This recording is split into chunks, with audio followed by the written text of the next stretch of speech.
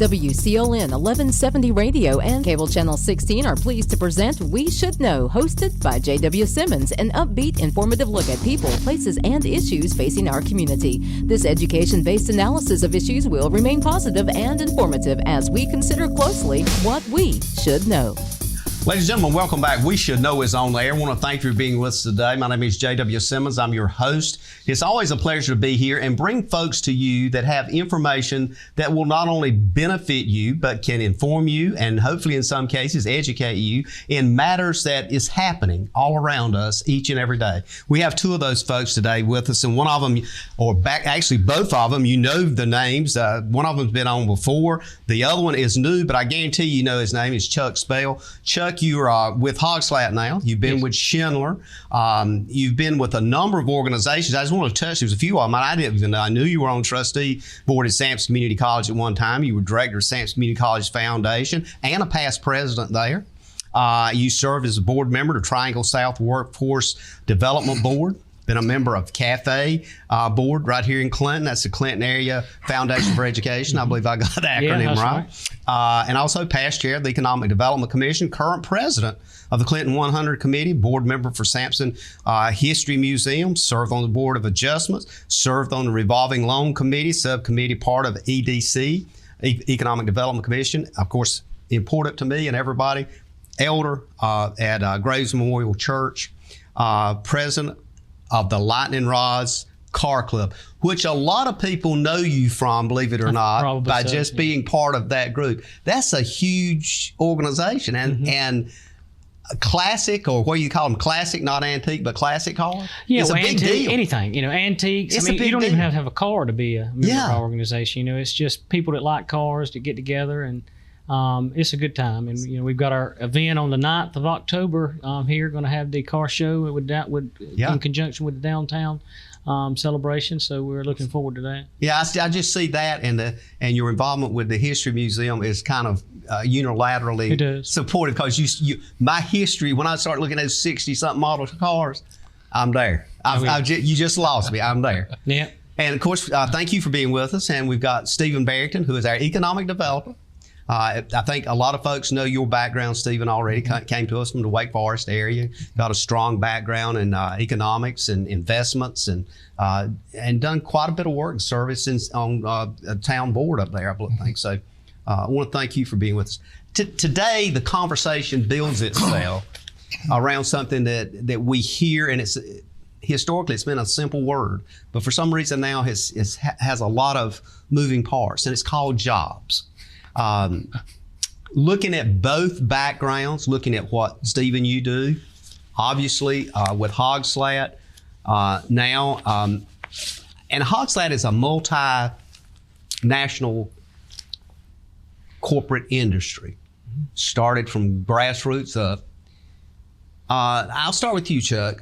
Let's talk about jobs from the perspective of what you're seeing from your seat as the director of manufacturing out there. Well, I can tell you, certainly over the last, I'd say year, at least year plus, it has been very difficult hiring. There's various reasons, if you look at that, some was, a lot of people were not seeking employment during the pandemic when it first came out, but trying to add people during this time has been very difficult. It's forced us to do things a little differently from a recruiting and a HR standpoint, whether it be posting on social media that we have job openings, having job fairs at the plant, sitting out at a table on the weekend where we know a lot of people go to and from and see say we got job openings. We have openings now for positions that we're actively recruiting for, like maintenance, and that are a technical type role that we need positions for across our facilities here in Sampson County. That's in Newton Grove and facilities here in Clinton. So it's been tough.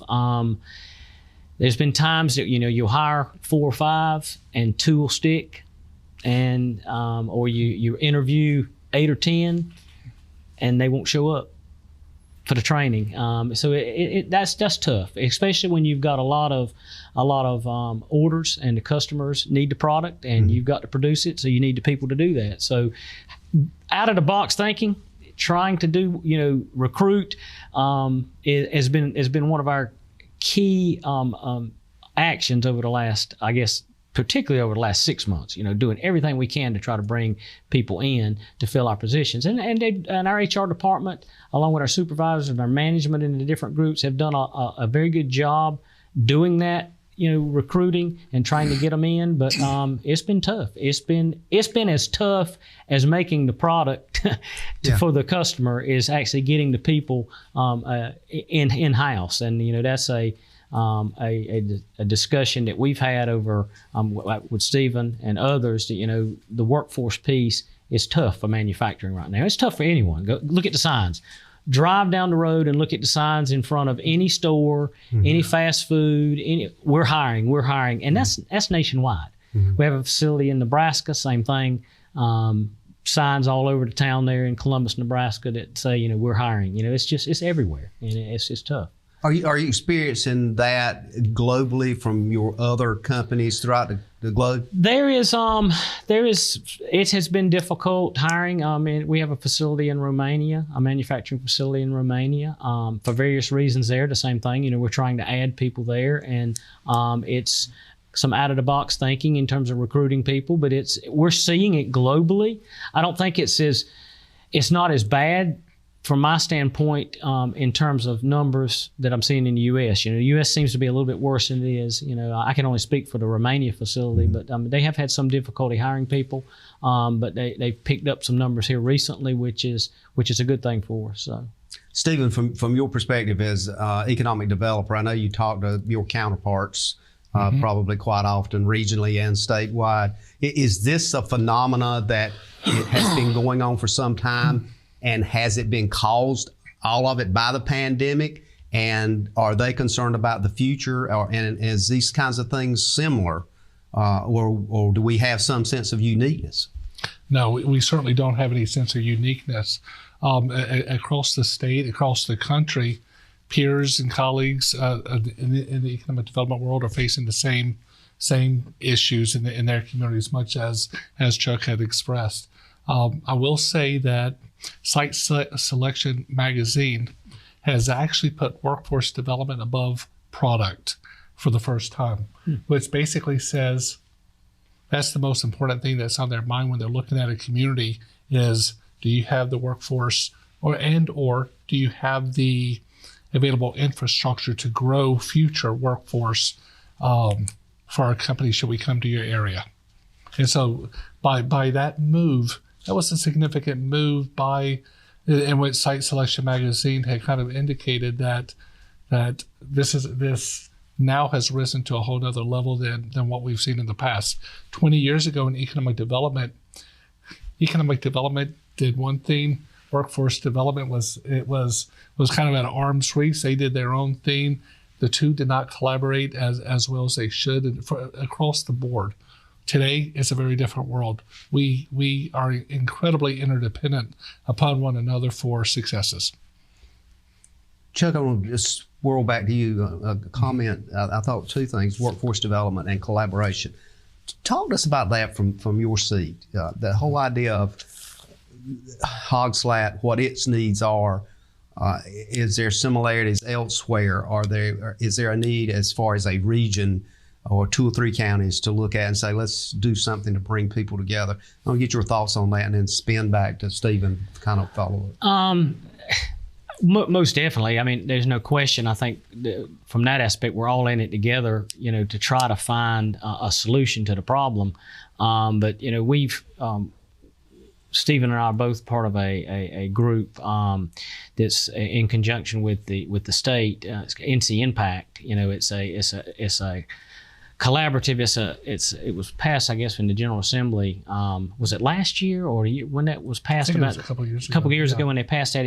It's for advanced certificates or a degree for 2 million people by 2030.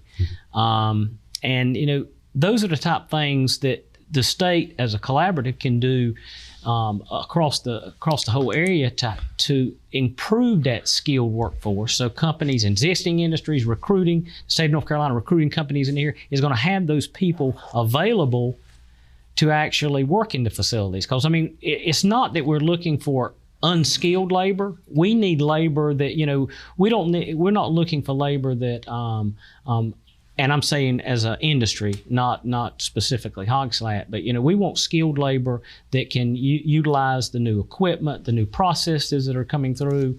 Doing those type things is what's going to put North Carolina, Sampson County, and ultimately North Carolina on the map in terms of recruiting businesses here. So a collaborative between multiple counties, the whole state with this NC Impact that we're a part of, that Sampson County is a part of this initiative, is I think it's very important. I mean, I think it's no question is needed. And I hope that answered what you were saying. Good. If I could also iterate, I've had a conversation with my counterpart there in Duplin County, and we have spoken, and at one point, which I had not realized this, there was a collaborative between the manufacturers in both counties having having basically kind of a HR roundtable forum of sort, which kind of included multiple counties because they're sharing many of the same struggles, challenges, opportunities, etc. We have been speaking more recently in terms of how do we get this back and how do we initiate this and bring it back to the area, because we see that this collaborative, even amongst just the two counties, let alone bringing in a third county, would truly be beneficial to all of us. Because the successes that are taking place in Duplin, we're going to feel those. They're going to feel our successes as well. So the territorial boundary aspect or geographical boundaries of one county versus another is kind of a thing of the past now. You got to transcend that to some degree. Oh, yeah. That's ideal. However, when you're talking to some politicians, whatever, where tax bases are concerned, you definitely want to grow your tax base. That's important to be able to do, help the schools grow, build new roads and different things. So that's incredibly important. But with that in mind, yes is the answer. We're going to take a quick break. When we come back, I want to kind of continue this same thread, if you will, and maybe move into some other areas you guys want to. Ladies and gentlemen, we'll be back in a moment. Stay tuned. We're talking with Chuck Spell, talking with Stephen Barrington. We're talking about jobs. Experiencing slow internet? If you have a fast internet package, the problem is most likely your wireless router. With more devices using Wi-Fi, your wireless router may not be able to deliver the speed and coverage you need. We now have the leading solution to enhance your internet experience. Using small devices in a mesh network, these Wi-Fi appliances cover just about any size home so that all your devices can operate to their fullest potential. Whole home Wi-Fi from Star Communications. Get the most out of your internet connection. Welcome back, ladies and gentlemen. We Should Know's on there again. J.W. Simmons, your host. We're talking jobs today. We're talking with Chuck Spell, Director of Manufacturing, Hog Slat, and also Stephen Barrington, the Director of the Economic Development Operation in Sampson County. As we went to break, we were talking about jobs, and we talked about a bit and tossed the word, I think, around on break about territorialism and jobs and that kind of thing. And sometimes I have to admit to folks that's listening or watching the show, we have some interesting on-break conversations as well.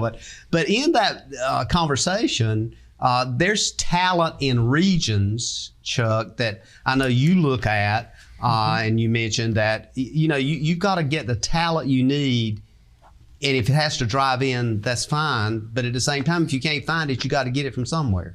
Yeah, and that's right. I mean, there's certain processes and certain operations at any manufacturer, Hog Slat, for instance, being particular, that that you make. There's no other operation in this area that does that.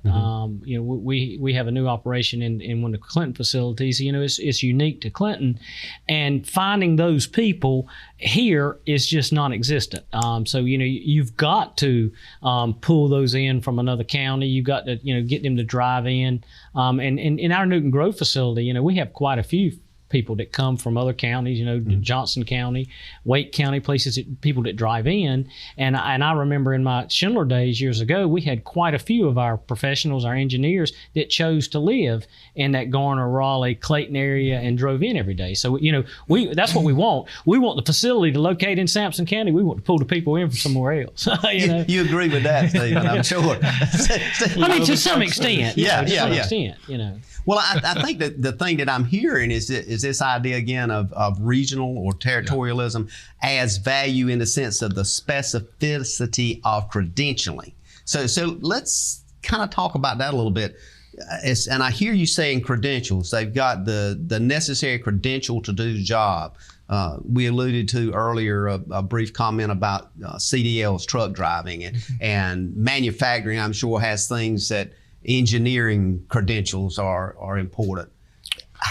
Is it possible, or do you look at certain people that has the skill set actually training that person to fulfill that? If you can't find it, do you have to do that kind of thing? Oh, absolutely. In our facility, I mean, I'll give you a perfect example. Welding, both going back to my Schindler days, we had a lot of certifications that were required at welding, for welding in that facility. And we do a lot of welding now at Hog Slat. So finding people in this area that have a lot of welding talent, they have a wonderful welding program at the community college, a new building. That welding program is wonderful. But sometimes we may have an employee that's working for us that would love to weld, but it never have. We have to train them in-house. Press brakes, that's another big area here. There's not a lot of sheet metal fabrication locally. Finding someone that can run and operate a press brake has been difficult. It's been difficult, my whole tenure in manufacturing over the last 30 years. We do a lot of in-house training on that. We did at prior employer, we do it now. We have to bring someone that is technically savvy. They're a hands-on person. They like to work with, do stuff either on the farm or work on cars outside, just do anything. We can train people today, and we do that in-house a lot. But having someone come in that has that credential or has a certificate, a welding certificate, or depending on which community college or system they come from, if it's out of state or something, there's different type of credentials you can get into manufacturing, industrial maintenance type credentials. As I mentioned earlier, we're looking for maintenance people now at Hog Slat. It's having that credential and not having to train someone to work on the equipment that we have and understand the hydraulics, the pneumatics, the electrical. All of that is a plus. So we want to recruit that in and try to find that. The word maintenance, when you use it in the terms of what you're referencing, we're not talking about somebody that dumps a trash can. No, we're talking about someone that works on a piece of equipment, a punch press, a laser, an injection molding machine, those type, highly technical. Highly technical. And I think, Stephen, when we have these conversations, oftentimes, people will always either text or email or whatever, have questions. And sometimes it's the simple things like that you have to explain to people. We can get somebody to take care of that, but it is that specific job function. Do you see that regionally as well? Yeah, across the county, across the region. It was when I was in the Triangle, the same conversations were taking were taking place. The same sorts of needs, frankly, were being asked for. What I love about Sampson County is the location quotient for manufacturing is 1.76. What that actually means, and what location quotient actually means, is the competitiveness of manufacturing in our area compared to other areas, which if you put one as the average, we're basically three quarters greater than what most communities are doing from a manufacturing standpoint. I say that because so much ties back to manufacturing. Also, another piece of data that's very important is folks are use manufacturing, and oftentimes many folks from the old days, my days growing up, you think of manufacturing and you're thinking of oftentimes the assembly, the production piece of it. Manufacturing is actually one of the most interdisciplinary industries out there, and it's actually one of the higher paid industries that's out there compared to so many others. But they're when Chuck's talking about some of those different skills, it reminds me we're looking at several different things. One, he's talking about a lot of different hard skills. There's also the soft skills, which is attitude. You also have a fit. Does that person fit within our culture, et cetera? So many different determining factors. But I've noticed whether it's the hospital, whether it's manufacturing, or a lot of other different industries within Sampson County, some of the more advanced roles are many of the individuals that are commuting from Wilmington to Raleigh and commuting from those areas to come in to work here or whatever, versus more of the lower level. Absolutely, roles. yeah, I would agree with that completely. Yeah.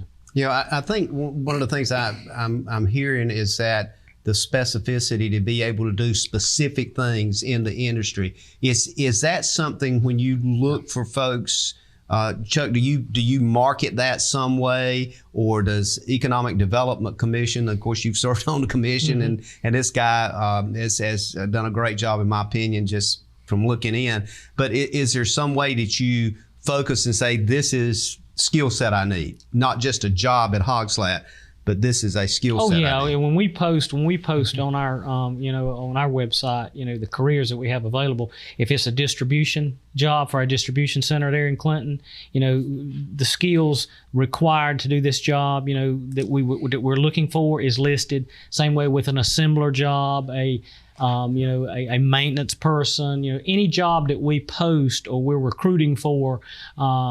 We'll direct an applicant to look at the website and put in an application, but they're listed. These are the top skills. This is what you're going to be doing. This is what we're looking for. It's almost we need someone. We're looking for someone, for distribution. It'd be great if they have already driven they have forklift license and they can drive a picker to pull the material versus bringing someone in. And we will in-house train and certify on our equipment. But, if you've got that certificate, if you went through that training and know how to drive a forklift and have picked orders before at a distribution center, it makes it so much easier when someone comes in the door for both them and us. So yeah, we specifically document and show on a recruiting page or on our careers page, hey, this is the job. These are the specific things we're looking for. If it's an engineering position, we're actively recruiting for some engineering positions in Newton Grove. We're showing what we're looking for in terms of their skills. How many years of experience, whether they need to know certain softwares, AutoCAD or certain modeling softwares, all those things we list that. So that makes it easier for both the applicant and us when we're doing the interviews. How competitive is that now, guys, when you look at specific jobs like that? If, say, for example, somebody comes online and looks at it and says, okay, I'm going to put in an application, how many other places are looking a very similar kind of skill set? Right now? Yeah. Locally, maybe not as much, but nationally or regionally, it's a lot. So it's not like you're the only significant. It's significant. Yeah. No, we're not the only ones looking. Because you guys do unique things at Hog Slat, but at the same time, there's other folks looking that person that can weld a certain way, absolutely. or press metal in a certain way. Oh yeah, absolutely. You can weld in so many different industries. You can, an office admin in any industry, you can do all these different things that are so transferable. Go ahead. I was going to say I visited a manufacturing facility on Monday in Washington, North Carolina. We were looking at a component, and they do some high-end welding on the product that they produce. And I was asking him these very questions because I was talking to the engineering manager there, and I wanted to see if they're experiencing the same thing that we are in this area. And he said finding the general assemblers, the people that box, crate, test, from a quality standpoint, those jobs, he said, were extremely difficult to hire for. He said, but his welders, now they were doing some TIG welding there. It's $30 an hour is what they were making welding. He said there's 4 or 5 manufacturers in that local area. He said they swap people.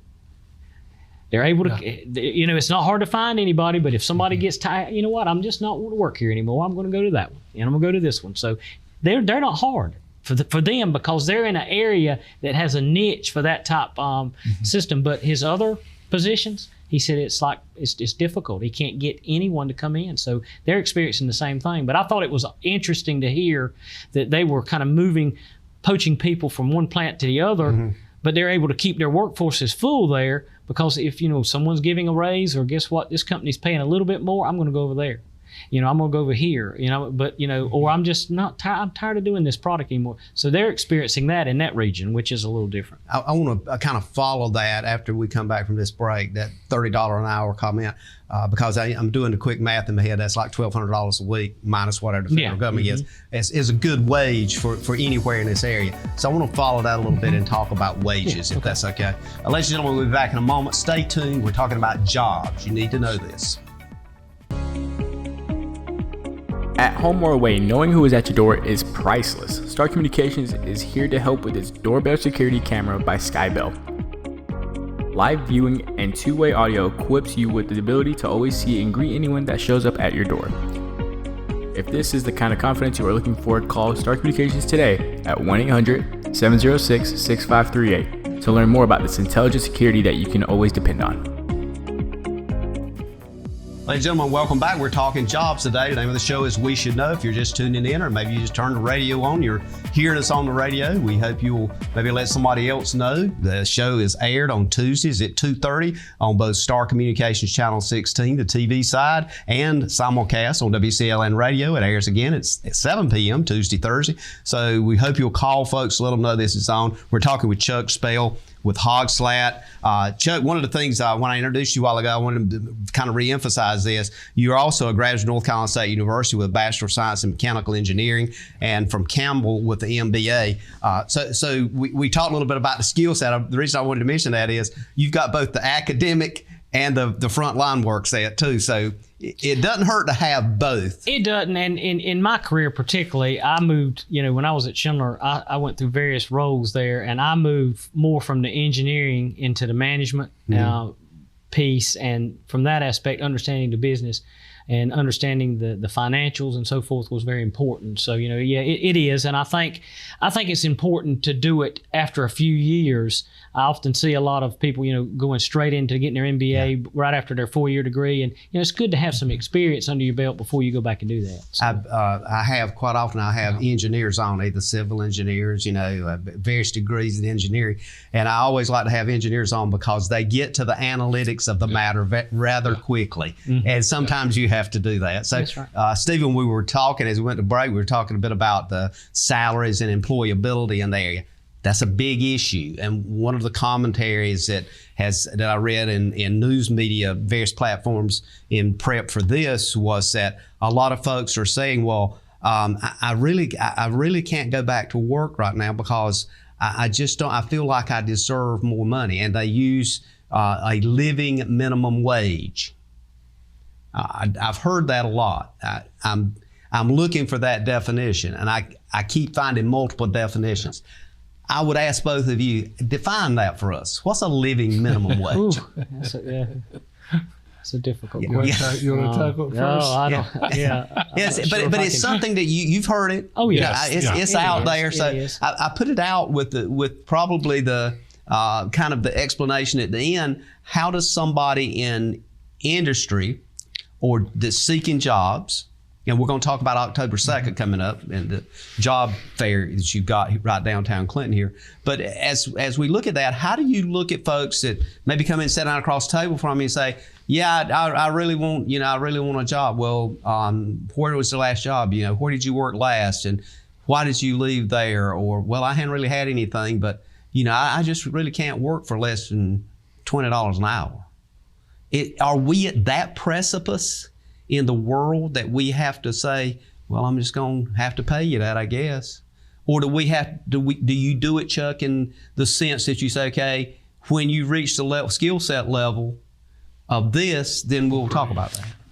I think we are, closer to that than I've ever seen, from a standpoint of, not being able to find people for those lower wage jobs. But as we were saying, I was mentioning at break, every company, and I'm not speaking just for Hog Slat, is in general, there's going to be a tier of job levels from, entry level coming into the building, minor assembly jobs to the TIG welder that I mentioned about earlier at the facility, that can make 30 plus an hour because of that skill set is so difficult that, it took years and years to get there.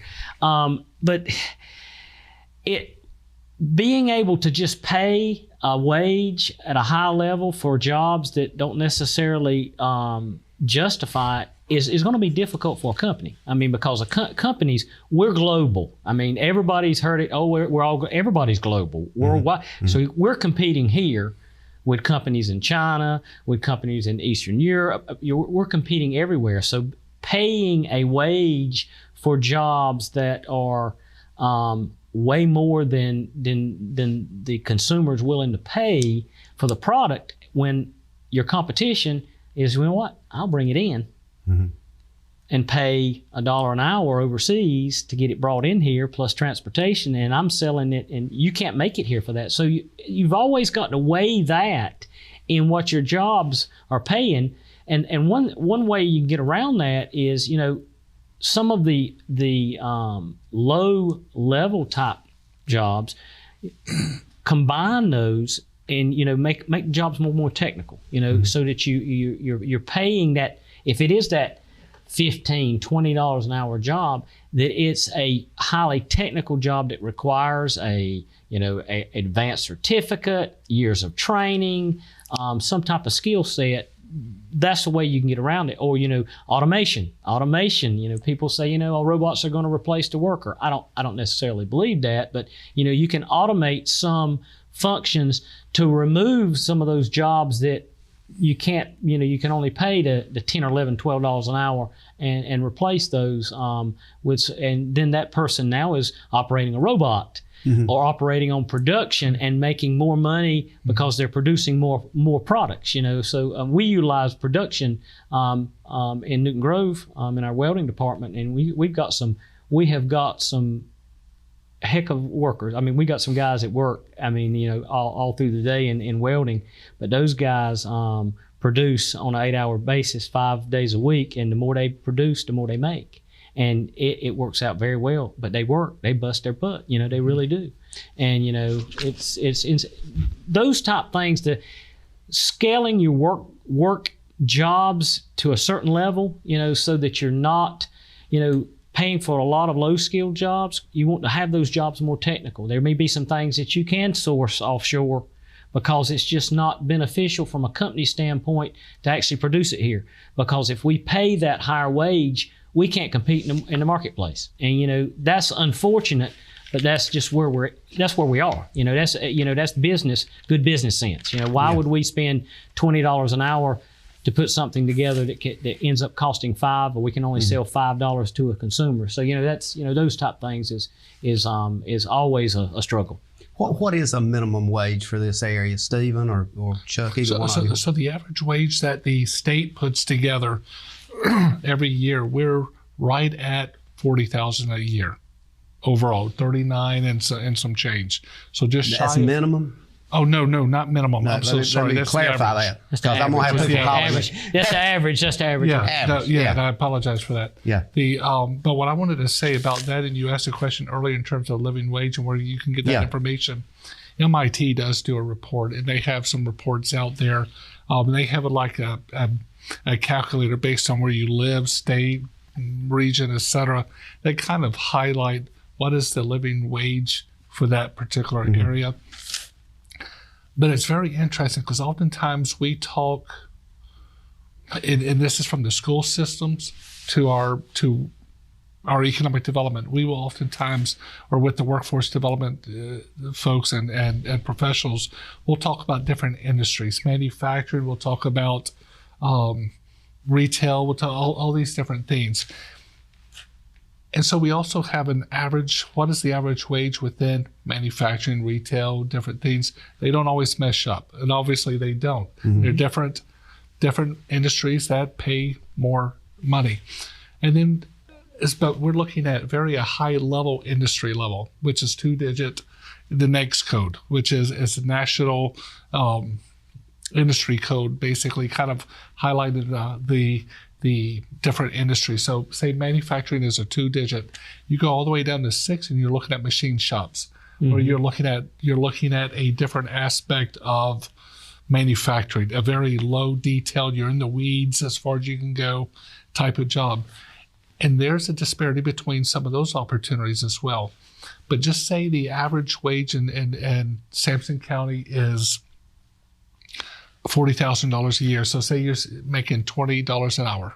On as an example, the schools are saying you can make $20 an hour if you're here. Well, the reality is Chuck said something that was incredibly important. What our youth and sometimes what job seekers will hear is perhaps an average wage, or you can get up to this point. Oftentimes they're going to forget there's an entry-level wage before that. And then there's stair steps to get up to that point, let alone beyond that point. in terms of the wage threshold. So it's interesting that sometimes our vocabulary we get in our ways ourselves by some of the language we use, and not further drilling down with some folks that, hey, realistically, that's that occupation or production or of cut and sew, you're in this tier, and that range for that job is here.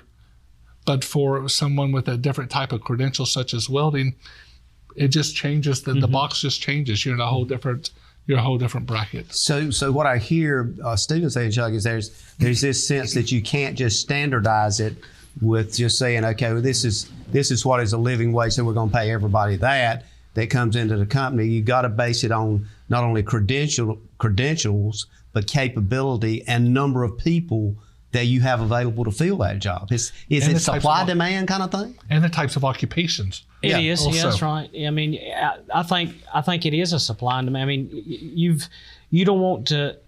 Most manufacturers can't fill their entire workforce with $20 an hour employees. I mean, or they can't stay in business. They also, it wouldn't be beneficial to the entire facility at $13 or $14 an hour employees. Sure. You know, you've got to have a good combination of each. Like a stair, you know, so many skills, you're going to move up. You're going to understand. I don't want to assemble anymore. I want to learn distribution. I'm going to move to that facility, or I want to do welding, and I'm going to do the more skills you have, the more knowledge you have, the more you can actually earn in most manufacturing companies. You know, and the ones I've been a part of has been that way. So it's always ever changing. You know, the way the market changes. You know, prices that you can sell things for, you know, what our cost is versus what our competitors' cost is, you know, that's how you have to price things. And, you know, ultimately that's how you set your wages on what you can pay for certain functions. Well, when we come back from break, I want to follow up that. And then I want to make sure we mention and talk about October 2nd and the job fair coming up, because that's one of the things I was going to hit up front. But let's take another break. We'll come back and get into that a little bit, because I think that's a lot of folks' concern and question. Is if I get in, where do I go from here? Ladies and gentlemen, we'll be back in a moment. We're talking about a job that you might want. Call a friend. Stay tuned. To get the most out of your electronic devices, you need a strong internet connection and a protected home Wi-Fi network. You need high-speed internet from Star. Star has the fastest, most affordable high-speed internet service available for all your devices. We have no long-term contracts or high-pressure sales. Our service speaks for itself, and switching is hassle-free. We take care of everything with free installation from a local company. High-speed internet from Star. Internet at the speed of life. Welcome back, ladies and gentlemen. Again, thank you for being with us. We're coming up on our last segment today. I'm J.W. Simmons. The name of the show is We Should Know. We're talking about jobs and the important part of jobs for your life, for your future, and credentials that can increase not only your salary, but increase the wealth of your community and your family. We're talking with two folks that know that help drive that in this community. One of them is Chuck Spell with Hog Slat, Director of Manufacturing, and of course, Stephen Barrington. He's the economic developer here. Economic developers, Stephen, get labeled with a lot of stuff that you can't control. So I'm going to go ahead and put that out there. But one of the things I wanted to come back with, Chuck, is kind of an opening for this last segment, is how do you get employees to understand that part of their not only role or job is to figure out what increases their value in the eyes of their company. Now, I don't know whether that makes sense now, but I'm just thinking about, we were talking about wages of $13, $14 an hour. I remember, and it seems like not long ago, that was a pretty good wage. But now people are thinking more in that $20 or $30 an hour. So is there a way, or do you guys kind of say to folks, look, you know, if you really want to get there, maybe you need to be that welder. Maybe you need to get the credential of this or whatever. And the opportunity is available. Let's talk about that for a bit, because I'm hearing, and it's causing me to want to know, how do we motivate people to do better and to be better? It's certainly one of the biggest challenges right now is motivation, and I think a lot of it is, to answer your question, when an employee comes and says, look here, I enjoy what I'm doing, I want to do something different. The way we would handle it, is we're going to say, okay, depending on what we have available, we have these other positions that are available in the company. You need to get to here or do this, or whether it be training, whether it be take a class in welding, whether it I'm a good hands-on guy, I want to move into maintenance, those type things.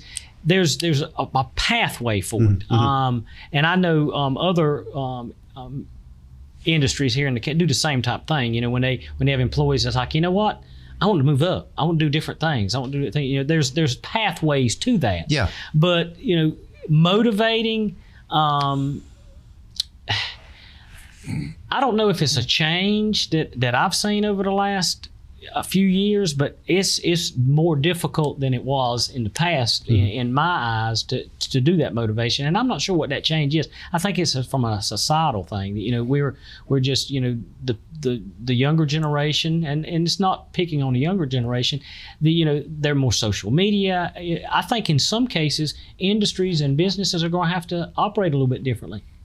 We've talked about at a break earlier. We not to go into this we talked about working from home. There's certain jobs that 20 years ago. What do you mean you're going to work from home? Yeah, that's unheard of. Work from home now. It's second nature. Oh yeah, that job can be performed. It's like an expectation. It is, yeah. and there's certain jobs that can do that with the way we have but manufacturing, hands-on building things. It's very difficult to do that. So we have to be very inventive in the facility to make sure we're not only taking the temperature of the people from a standpoint of the morale, to make sure that there's not problems, that people are working together very well, and they're trained, they got support, they got the tools that they need, those type things, because nothing's more frustrating than going to a job that you don't necessarily like, but you need to do it to support your family and not have the stuff that you need. So that's on us as the managers of the facility to make sure that that's one way to help with employees. Hey, they're doing what they said they're going to do. They're going to train me. They're going to give me the tools. I've talked to them about possibly moving up in the company. Here's my pathway. I can do this, this, and this. Those are things that you're going to have to do to keep valuable employees. Which basically equates to a career ladder. That's right. Here's the career ladder of which, if you follow this will happen. We hadn't mentioned benefit packages that go along with that $13+ an hour job. Oh, yeah, healthcare and so forth. It's critical. Oh, absolutely, it is. Because there's nothing else. Yeah. Retirement benefits, all that kind of thing. All that, yeah. I mean, there's no question. All that is a package. That stuff is on top of the wage. Stephen, your organization, Economic Development Commission, which Chuck's a part of, October 2nd is doing a job fair. We've seen these happen a lot around in Raleigh and different places. You decided to move this to the market here on Lisbon Street, to the farmers market. We did. What's your expectation? And I asked that question to both of you. What's your expectation from that? That's actually a great question. Last year, the chamber was not able to do this because of COVID and the situation where we're in. And this year we thought, it's time. We're hearing from too many employers that have told us, guys, we need some help. We need new talent here. We need folks to come in and work for our company. We've heard too many across the county. So it was incumbent that we were going to do this. We started with the concept of doing this indoors. And then quickly decided we just made a decision. Let's do it outdoors. It's going to be different than what's been done in the past.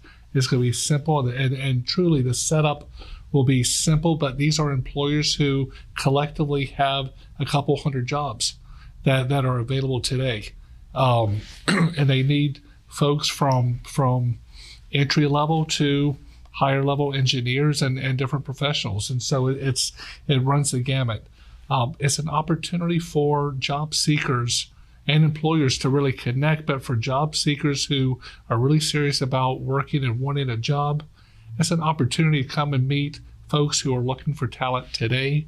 And truly, it's almost been it wouldn't be a better time than to work and get a job today, because the supply-demand effect of what you had shared earlier, the businesses need the talent. And if the talent comes and they have the right attitude and they're serious and they have, I would presume the majority of the qualifications that's someone that the company will probably take a chance on. Oh, absolutely. Yeah, no question. We're going to participate on October 2nd, and I plan to actually be there because the HR department asked me if I would be there as well from a manufacturing standpoint. Yeah, awesome. We've got quite a few positions available in manufacturing, distribution, the farm, all of the, there's multiple divisions within Hog Slat, as you know. Sure. We've got positions available in all of those. So I'm hoping for to be able to capitalize on a large group of people coming out and looking what's available in the community and us filling some of the needs that we have at Hog Slat. Hopefully a maintenance guy. That's 9 to 12 that's a Saturday, right? It is a Saturday. Mm-hmm. It is a Saturday. And Saturday was, I guess, intentional in the sense that maybe folks, if they're off work. So my question, Chuck, if you're standing at your booth and all of a sudden you look and I don't know how many more other folks is going to be there, but all of a sudden you see some of the folks that's Hog Slat going to another booth over there. I'm going to pull them our way. Yeah. We're a small community, and that's going to happen. And that's it's true. It's true. It's going to happen. Yeah. And you would know it. That's right. Because I can see that. Yeah. Fred, what are you doing? Whoever, what are you doing over there? What's the deal? So it comes down then to some sense of competition. So then you would look at whoever's in that booth and you think, wonder what they're paying. What is their incentive? That's right. We of course, every manufacturer wants to be the preferred manufacturer, and they want all the employees to want to come to their facility. So, but we're always competing, as I mentioned in that last segment we were talking about that company, and they jump around between different companies doing TIG welding. There's several facilities there. We're gonna be trading employees within a county or within an area as small as Sampson County. We know we're going to do that, but it's on the company, the industry, the manufacturers. It's their responsibility to ensure that you keep the employees satisfied. Yep. From a salary, benefits, the work environment, how they're treated on a daily basis, all of that, so that they're not continually wanting to move somewhere else. And absolutely. In the situation we're in, we use the word you're poaching employees from somebody else. It's going to happen to some degree. Particularly, it happens everywhere. But when you're a small area like we are, it's definitely going to happen. You want the best football team in town. That's right. That's right. So we're coming down, as you know, Stephen. You've been here. We're coming down to the last. So I'm going to give you guys about 30, 45 seconds apiece to do a wrap up. Anything you want to cover? Go ahead. No. So as it relates to the job fair, to be honest with you, we would love to see any and everyone from not only Sampson County, but from around the region. As we talked earlier, there's a lot of inbound, outbound migration patterns of folks working. A lot of folks that our companies have do not live here in Sampson County. And so we want others from the region to actually come and work in Sampson County too. That's good for the economy, the local economy as well. Okay, Chuck. And as we've talked the whole time, I'm a local boy. I grew up here, so I'm very interested in making sure that manufacturing lasts in this area. You're branded. I'm branded here. But my first and foremost responsibility is by far to Hog Slat. We're looking for people, but I want everyone to be successful in this community, because the more people we pull into the community for different industries, the more pool that we have from as manufacturers or as employers, to move people around. So that's important, and I think this job fair is one key positive that's coming up soon. The NC Impact that I talked about earlier, all of those initiatives that are going on. I think can help us get us out of this slump that we seem to be in from a hiring standpoint, hopefully, because it's been difficult.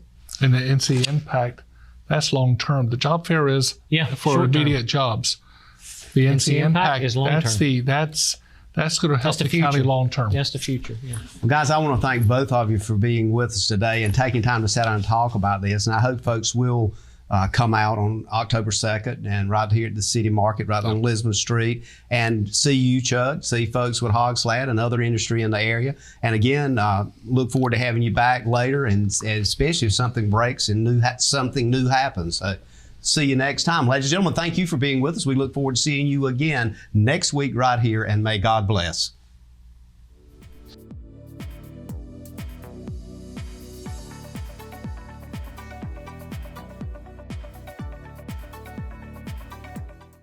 Thank you for tuning in to this week's episode of We Should Know with host J.W. Simmons. If you have a question, comment, or suggestion regarding this or any episode, please send your emails to weshouldknowedu@gmail.com. And remember to tune in every Tuesday at 2:30 for another informative episode of We Should Know.